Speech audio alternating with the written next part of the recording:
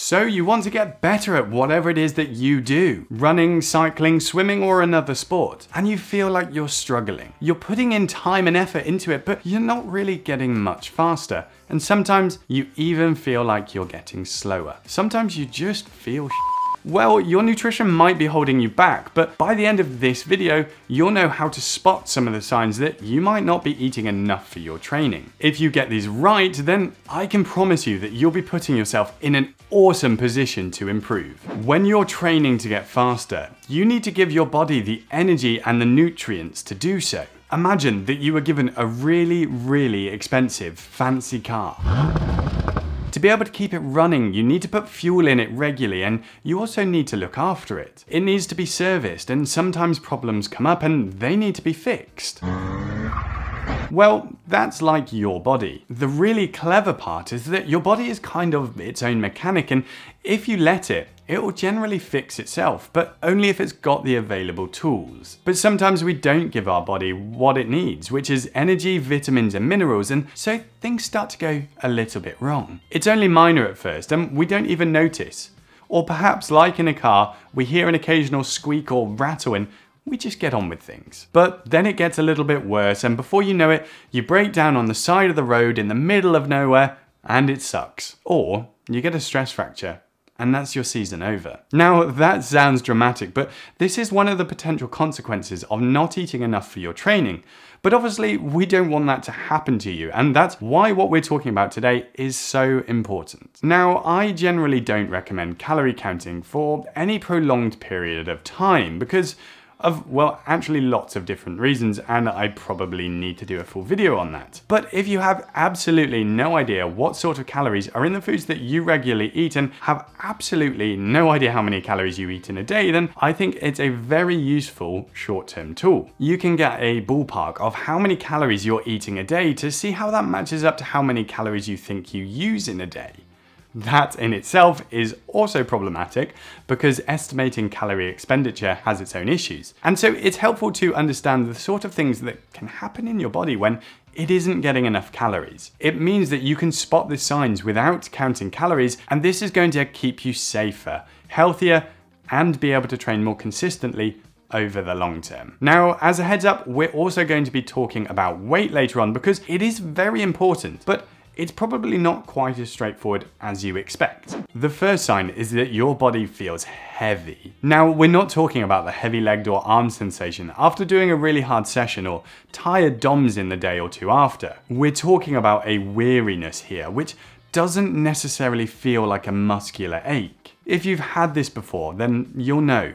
You just feel tired and everything is more difficult. You walk up the stairs and it just feels like a chore, even when you know it shouldn't be. This is an important first sign, and if you're feeling this, then you really need to consider your training volume and your food intake.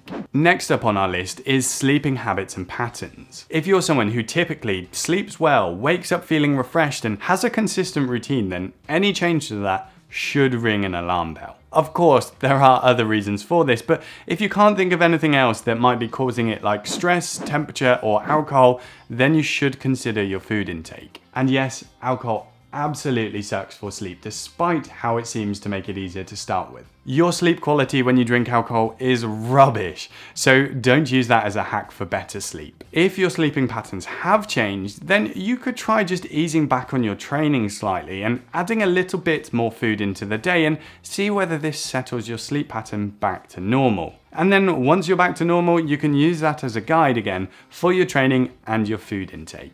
Now, not hitting the right pace or watts should be an obvious one, but for a lot of people, I think it commonly gets overlooked. Now, don't get me wrong, it's absolutely fine to have sessions where you don't hit your targets. We all have that, and that's part of the fun of training. Yeah, so much fun.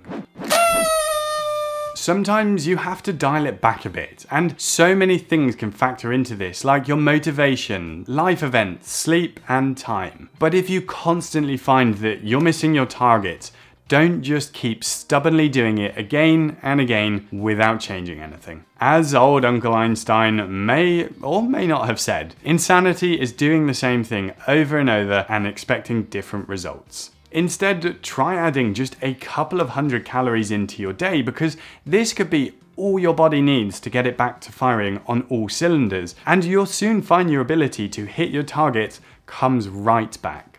Mood changes are another one of those which people often don't relate to their triathlon training. It's really easy to just put irritation down to something else, whether that's your job, that bad driver, or maybe just your partner or kids. But when people start to get irritated more often, feel more emotionally volatile, that's a sure as heck sign that you need to check in with your training load and see if your calorie intake matches that. Mood disturbances are a common sign of underfueling your training, and it's important that you address this. This one is more difficult because it really requires you to be honest with yourself, but that's what we're all about here.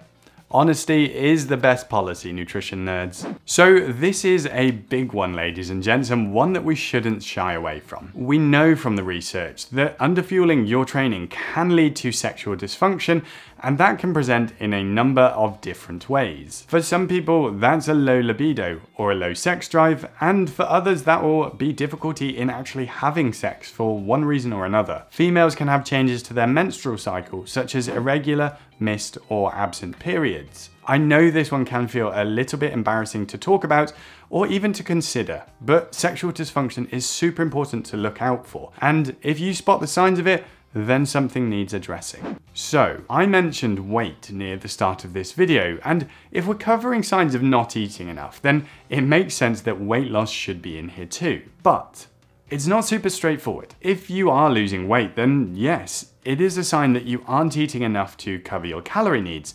So if you notice that when you aren't trying to lose weight, then you need to increase your calories. But the important thing here is that if you aren't losing weight, it doesn't mean that you are eating enough. Stick with me here. We know that you can still be in an energy deficient state, so not eating enough to cover your exercise and general body needs without losing weight. Essentially, what happens is you start switching off other parts of your body to conserve energy, and your metabolic rate decreases, so you don't actually lose weight. In a nutshell, this is... Apparently, I just hit my steps for the day. I do so much walking while I talk, I didn't even realize. In a nutshell, this is the exact reason that people will get some of those changes I've talked about, like sexual dysfunction. Your body doesn't think it's a priority, so it switches it off. So whilst weight loss is important, it's not something to rely on. Now, what I've talked about today isn't an exhaustive list. There are many other ones to look out for, and this picture sums up the potential problems that can happen when you don't eat enough to cover your training. It's called relative energy deficiency in sport, and there's plenty of info online about it now. It's so important to be aware of it because your aim is to stay healthy, train consistently over the long term, and actually enjoy your training. I should also mention that underfueling your training is not the only thing that can cause these symptoms. My advice would be to check in with a registered sport nutritionist, dietitian, or your family doctor to go over things if you're developing these symptoms, because it may be that you need other things ruled out. I'm not trying to scare you here, by the way. We've just got to have some real talk sometimes. Now you know some of the things to look out for to do with how much you're eating, why don't you check out one of these videos here, which will help you with some actual guidance for your nutrition in your training.